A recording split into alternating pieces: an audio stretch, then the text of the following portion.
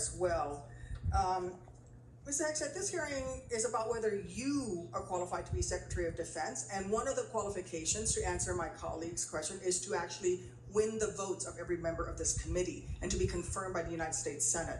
And you need to convince us that you're worthy of that vote, because the people of the state of Illinois voted for me to be their senator so that I could cast that vote when it comes to picking who is going to be the next Secretary of Defense. This hearing now seems to be a hearing about whether or not women are qualified to serve in combat, and not about whether or not you are qualified to be Secretary of Defense.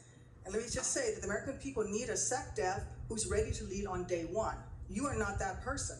Our adversaries watch closely during times of transition, and any sense that the Department of Defense that keeps us safe is being steered by someone who's wholly unprepared for the job puts America at risk, and I am not willing to do that. With that in mind, Mr. Hegseth, I want you to try to explain to the American people, this committee, who have to vote for you, and to our troops who are deployed around the world, why you are qualified to lead the Department of Defense. We already know that you've only led as large as a 200-person organization.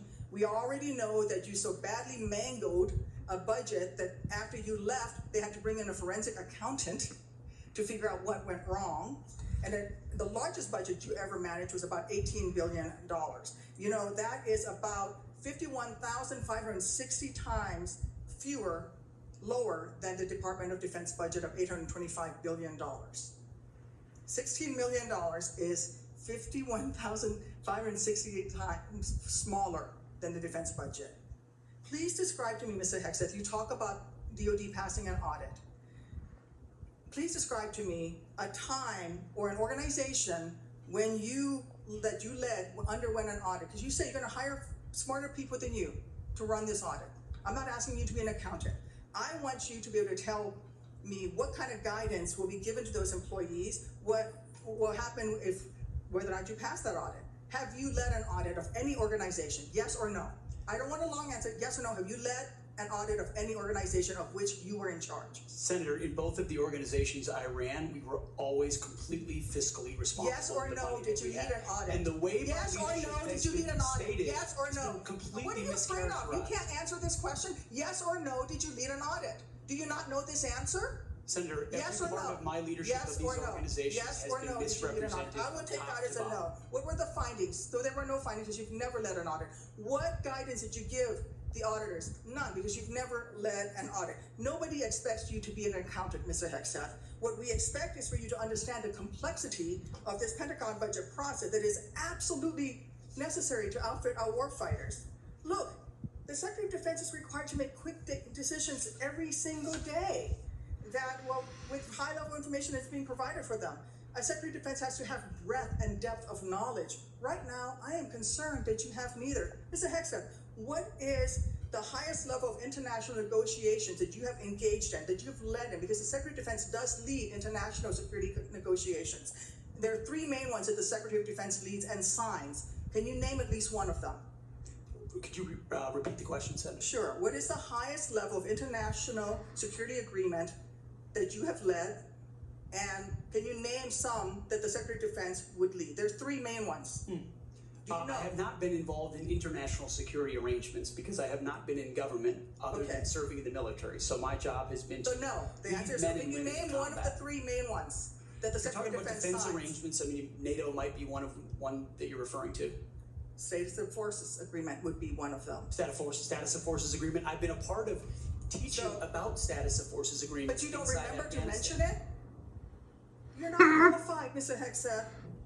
You're not qualified. You talk about repairing our defense industrial complex. You're not qualified to that. You could do acquisition and cross-servicing agreements, which essentially are security agreements. You can't even mention that. You've done none of those. You talked about the Indo-Pacific a little bit, and I'm glad that you mentioned it. Can you name the importance of at least one of the nations in the ASEAN, and what type of agreement we have with at least one of those nations? And how many nations are in ASEAN, by the way?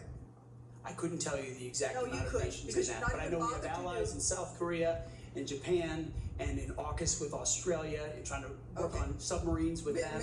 Mr. Hegseth, none of those countries are in ASEAN. None of those three countries that you mentioned are in ASEAN. I suggest you do a little homework before you prepare for these types of negotiations. Listen,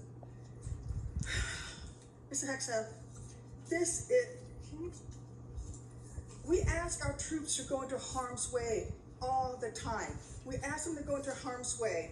And this behind me is a copy of the Soldier's Creed, a copy that usually hangs over my desk here in the Senate, and you should be familiar with it. It's the same copy that hung over my desk at Walter Reed every single day that I woke up and fought my way back because I wanted to go back and serve next to my buddies who saved my life. This same copy, these words are repeated over and over and over again. And let me read out two things to you, two sentences. I will always place the mission first, and I am disciplined, physically and mentally tough, trained and proficient in my warrior task. Mr. Hegseth, our troops follow these words every single day, and they man up and they pack their rucksacks and they go to war. And they deserve a leader who can lead them, not a leader who wants to lower the standards for himself or raising the standards for other people. And by the way, our troops already meet the standards. We ask troops to man that ship, fight that fire, fly that helicopter until their very last breath. And they do that every single day. They cannot be led by someone who's not competent to do the job. How can we ask these warriors to train and perform the absolute highest standards when you are asking us to lower the standards to make you the Secretary of Defense simply because you are buddies with our President-elect? And by the way, he has filed for bankruptcy 6 times. I'm not quite sure he's the kind of CEO you want to refer to as a successful businessman. Let me make it clear. You can't seem to grasp that there is no U.S. military as we know it without the incredible women that we serve. Women who've earned their place in their units. You have not earned your place as Secretary of Defense. You say you care about keeping our armed forces strong and that you like that our armed forces are meritocracy, then let's not lower the standards for you. You, sir, are a no-go at this station. Thank you.